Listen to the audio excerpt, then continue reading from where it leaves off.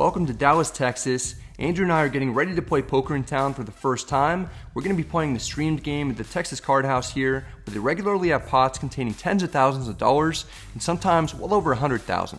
It's not too much longer before game time, and I'm definitely nervous to be playing. It's going to be a huge game. I mean, I've seen the streams. People do all kinds of crazy things, and it's a lot of money for me. It may not be a lot of money to the opponents that are going to be in there, but I'm not going to try and out crazy them. I'm probably going to be playing pretty snug for the most part, and I'll just be waiting to potentially catch them when they're putting on big plays, and hopefully it works out. If I run bad, it'll take me a long time to make that money back. We arrive at the card room. I'm definitely feeling anxious. We're jumping into the 5-10-20 game with a max buy-in of 5,000. That's what everyone's buying in for initially. Then it's match to stack once play begins, so it's massive to start. But as the night goes on, it'll get crazier and crazier with people building up and adding on even more to have enormous stacks. It's a 3-blind game, but there are often double, triple, and even occasional quadruple straddles. We take our seat. It's just the third time that I bought into a game for this much money. I know very little about the opponents. Obviously, we're all playing separately, but I can't help but feel like it's Andrew and I as the newcomers versus all the local guys who know each other. We kick off the session with a PLO flip for $250 each. Everyone's dealt 4 cards with no post-flop play. The board just runs out. It's a 10-handed game, so right away there's a $2,500 pot. We agreed that the winner would give $200 to the staff, and that winner is your boy Andrew Nemi with a nut flush on the river. Pretty awesome way to begin. Immediately after the PLO flip, we played the first real hand of the night. I dealt pocket sixes under the gun +1. There's a straddle on, so it's 5, 10, 20, 40. Since it's 10-handed, and I imagine there will be plenty of 3-betting going on, I could reasonably fold this hand from this position. Instead, I raised to 150. Skydiver Scott calls with pocket 5s in the cutoff. The button calls with ace-9 suited. The under the gun straddler calls for 110 more with 7 deuce suited. Note that we're not playing the 7 deuce game. The opponent just hates folding. There's over 600 in the middle. We're going 4 ways to the flop. We get a good one. Oh, how about God. How about top set for Brad Owen? Oh my gosh. And on such a innocuous board for the most part, especially from an under the gun opening range, this is a dream scenario. We've got a set on a board that isn't typically going to connect well with my early position opening range at all. Under the gun checks. Since I have a lot of opponents and most of the time I'll be weak on this board, it's a great situation for me to bet to hopefully induce a raise rather than slow play it. I make it 275. Cutoff has a pair and a gutter. He knows that this is normally going to be a better flop for him than for me. He falls for my trap and he raises to 1125. I expected people to try and bully me. It's amazing to make a strong hand right away that I can stick around with, which may cause people to be deterred from trying to put me in tough spots down the line. The button and under the gun players fold. I have a decision to make. I don't want to re-raise and have my opponent fold a hand like the one that he has. I flat to keep his bluffs in. We're heads up. The turn is a 10. I check to the cutoff, hoping that he'll barrel as a bluff or for value with a hand like pocket deuces or 3s.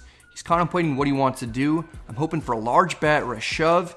He checks back. This rules out pretty much all the stronger hands that I thought he could have. It seems like he's given up. The river is another 3. We have a full house. I can't check because my opponent will check back anything worse than trip 3s, which I don't think that I'll have very frequently, since it looks like I have at least an overpair to the board. I'm excited because I've got a boat in the very first hand of a huge game for me. I have barely more than a pot-sized bet left in my stack.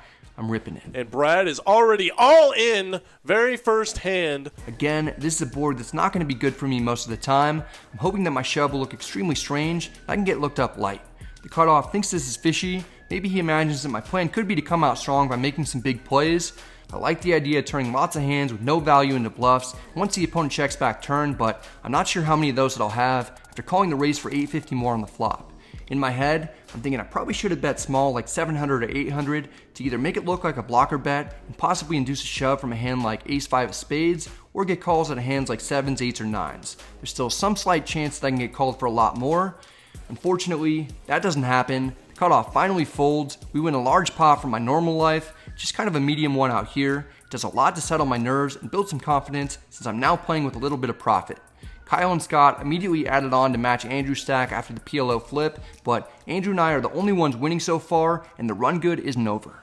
The very next hand I pick up ace-king offsuit under the gun. It's hard for me to even believe how this game has started. I raise to 60. The player to my left immediately folds, then under the gun +2, 3 bets at 200. This is extremely strong since we're both in early positions and it's a 10-handed game. I wouldn't even expect him to do this with 9s, to be honest. Bigger games play differently though. A lot of people tend to 3-bet with ranges that are similar to what opening ranges would be in smaller games. Folds back to me. If we were both in later positions, I'd 4-bet. Here I call for 140 more. We're heads up. The flop comes 10-4 deuce rainbow. We've got 2 overs with backdoor Broadway and wheel draws. Not much going on though. I check. The opponent down bets to 150. In my mind, I could have the best hand. I'm getting a good price, and especially since I've somewhat under-repped my hand due to not 4-betting pre-flop, I really don't like the idea of folding.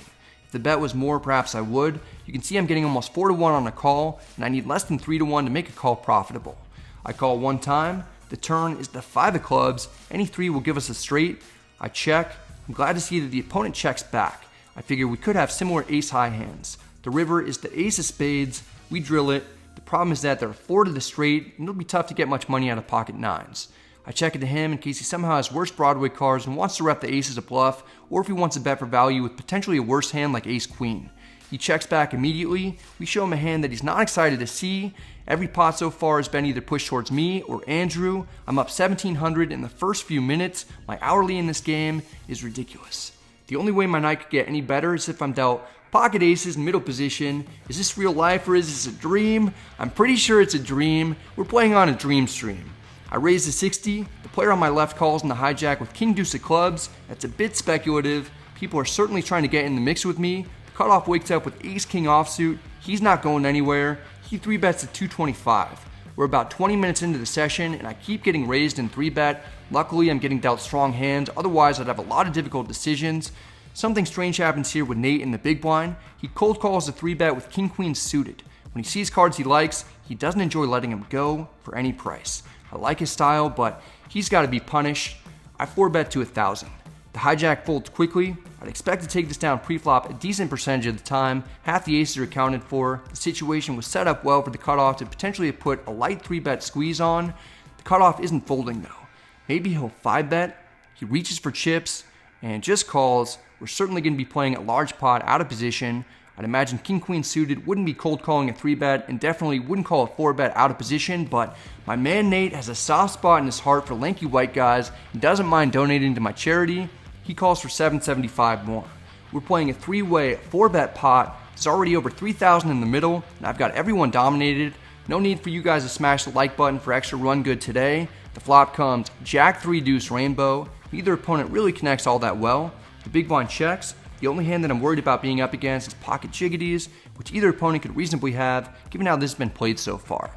I bet 1,200, a little over a third of the pot. Maybe someone will call with queens or 10s. The cutoff folds. The big blind lets his cards go as well. I'm okay with that result. Less than a half hour in, I'm up 3,800. I had a lot of anxiety about this session leading up to it, but winning right away has helped ease that. We've got a huge amount of chips in front of us, and I'm a lot more comfortable at the moment. Next we've got ace queen offsuit under the gun +1. There's a $40 straddle on. I raised to 150. Skydiver Scott has king 8 offsuit in the cutoff. He calls. It's the perfect hand for him to get in the mix with because it can make 2 separate flushes and it'll have both the top and the bottom end of a 6-card straight if 9-10 jack queen comes out on the board. 6-card straights are a lot of fun. This is the kind of cutting edge pre-flop strategy the players are utilizing in Texas. Nate's on the button with 10-9 suited. He calls. Umid is the under the gun straddler. He has 10-7 offsuit. He's never seen 2 cards that he didn't like. Legend has it that he once got to showdown with a Charizard and proof of insurance. He calls. We're going 4 ways to the flop. It's queen 10-4 with 2 spades. Everyone's got a piece. Umid has middle pair. I've got top. Scott has 2/3 of a 6-card straight. Nate has middle pair with a flush draw. It's a wild one. Under the gun checks. I don't want to allow people to see a free card, but I don't really love having 3 opponents with 2 of them having position on me. I bet 225 to hopefully narrow this down to 1 other player. Scott folds. Nate actually has the most equity. He calls with his combo draw. Umid is close to the top of his range given the fact that he has 2 actual cards that can be used in the standard poker game. He calls. I figure one or both could be on a draw of some sort. The turn is the 7 of spades, which smashes both opponents' holdings. Umid has 2 pair, and Nate has made a flush. Under the gun checks. I check immediately, knowing that I could potentially be drawing dead. Nate has a hand that he wants to take people to Value Town with. He bets 1,000. I could see him turning a hand like ace-jack offsuit with the ace of spades into a bluff here, but most of the time I'd expect him to be betting for value in this particular spot. Umid doesn't take too long before he calls. As much as I hate folding top pair, top kicker, I don't get the sense that I'm good on this board when two players are willing to put 1,000 more in on the turn, plus I'm not certain that I have any outs.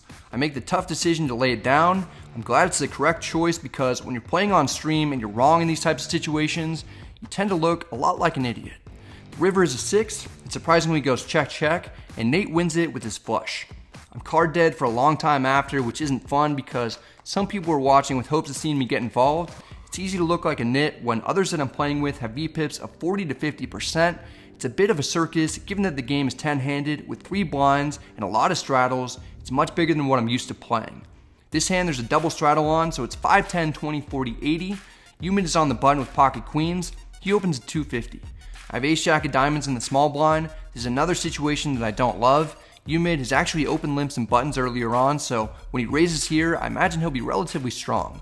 I can still have the best hand. I don't want to flat to allow others to come in behind me or 3-bet squeeze.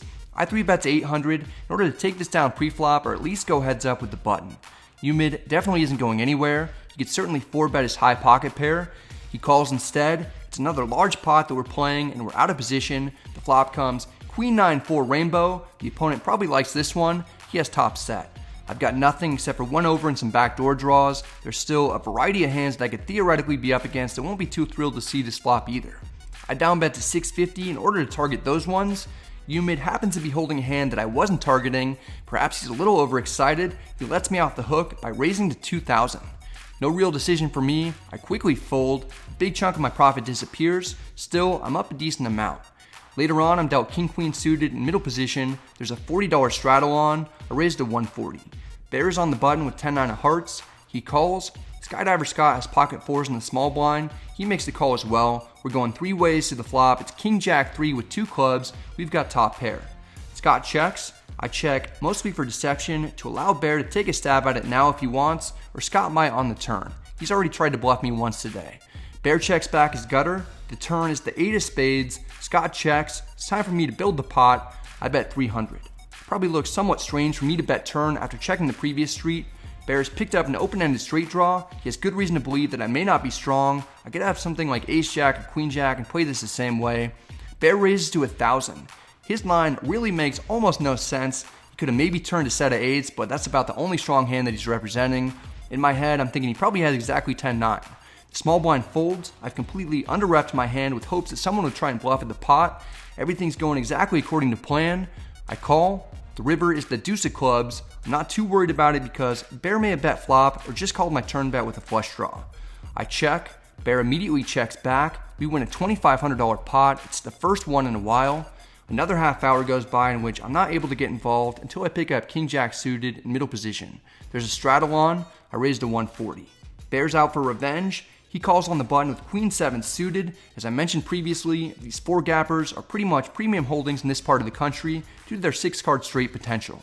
Scott's in the small blind with 4 deuce offsuit. He calls, which is something you can do. It's 100 more for Kyle, who straddled from under the gun. He calls with 10-9 offsuit. We're going 4 ways to the flop. It's queen, queen 8 rainbow. Checks to me. Typically I check. In this case, I've noticed throughout the session that people are playing all kinds of trash that probably won't connect well on a board with paired high cards. I've got a good image, and we're on stream, so it's fun to throw in some bluffs. I bet 150 into almost 600, which is very small. I don't need to bet much to get weak hands out.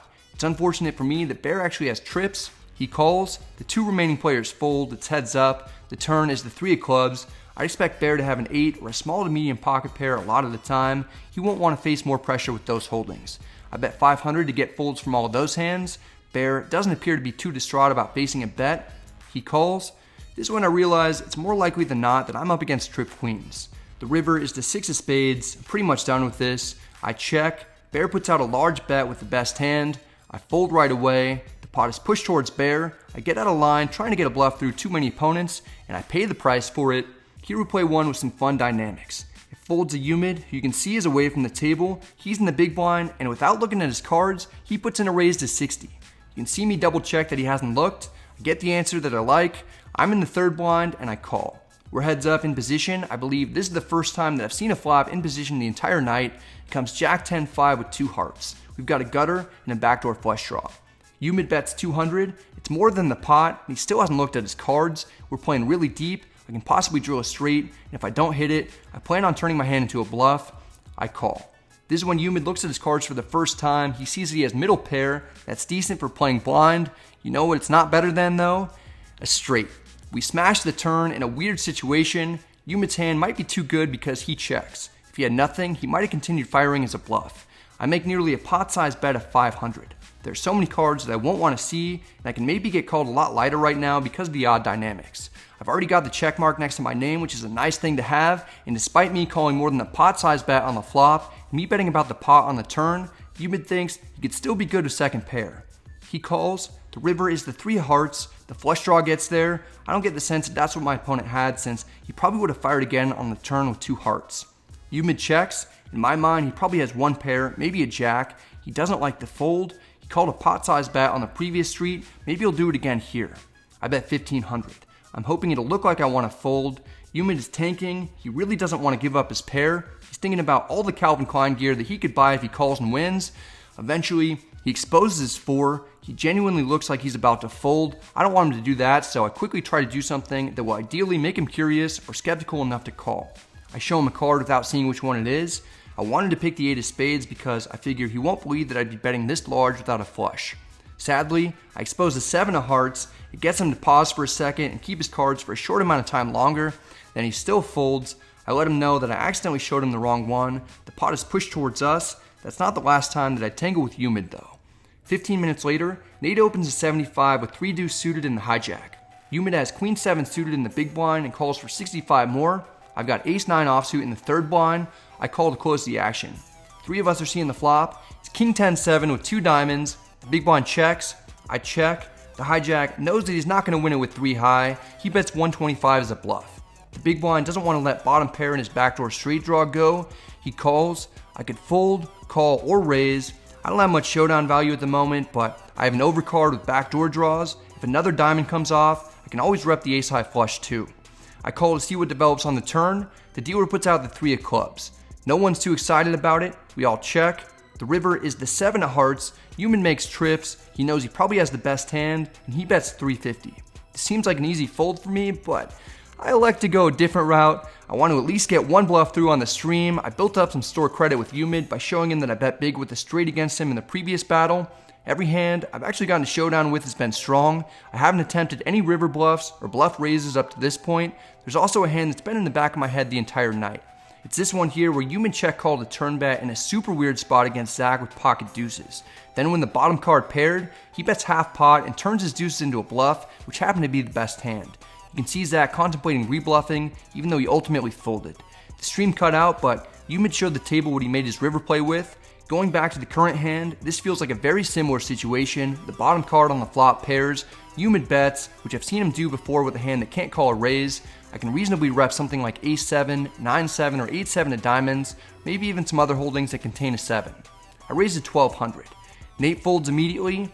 Umid ends up having it this time and calls with trips. With all 3 of my bluff attempts today, I've run into 3 of a kind. I've gone from being up 3,800 right away to only being up 1,100. There's another double straddle, so Umid limps in for 80 with queen deuce suited. I'm on the button with king jack suited, and I raise to 350. I like the situation until Zach wakes up with pocket kings in the small blind. He puts in the 3-bet to 1,100. Skydiver Scott has pocket 5s in the first straddle. He cold calls the 3-bet for 1060 more. It's hard to get more action than him. He makes these games really exciting. Folds back to me. I'm facing a large bet, but I'm getting almost 4-1 in position, and I'm closing the action with suited Broadway cards. I call with hopes of smashing the flop. The dealer puts out ace-king 4 rainbow. Zach has middle set. He bets 1,200. Scott folds. I know I could be drawing slim, even though I'm getting 4-1 on a call. That seems like a lot. You see my chances are only 2% to win. I have to fold, and I'm back down to even on the session. It hurts. I keep running into big hands, and I haven't been in any easy spots for a long time. Luckily, the very next hand I'm dealt jack 10 offsuit in the cutoff. The double straddle's on again. I raise to 240. Skydiver Scott calls with 9-7 suited in the third big blind. Nate has 9-6 offsuit in the under the gun straddle. He calls for 200 more. We're going 3 ways to the flop in position, and we're happy with it. The dealer puts out king queen 9 with 2 spades. We flop the nuts. Checks to me. There's a connected board in which I anticipate at least one of my opponents may have something to stick around with. I bet 500. Scott lets his bottom pair go. Nate's having a more difficult time parting ways with his. He comes to the right decision, he folds. It hurts to have that good of a hand and not be up against anything that can call it bet. Towards the end of the night for me, I pick up ace-king suited under the gun. I raise to 60.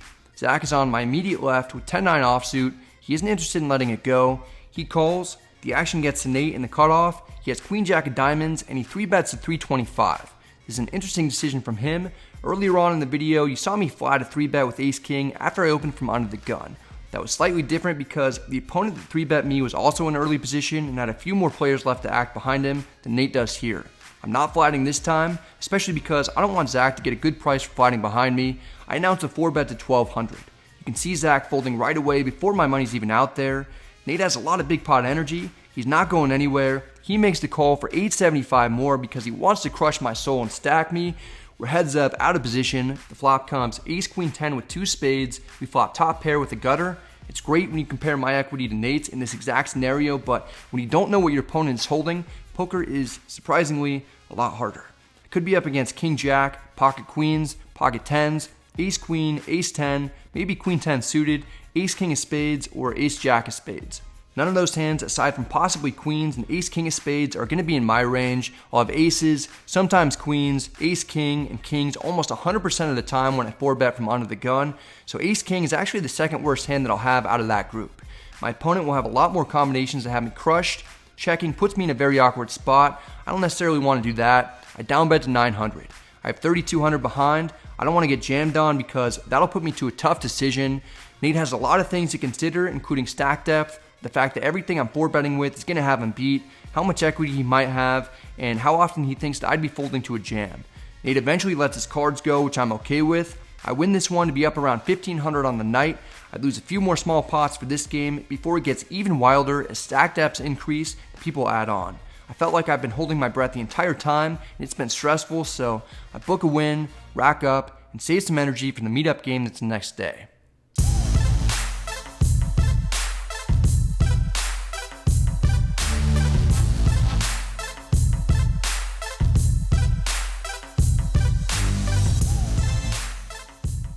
Just got back from the Texas Card House.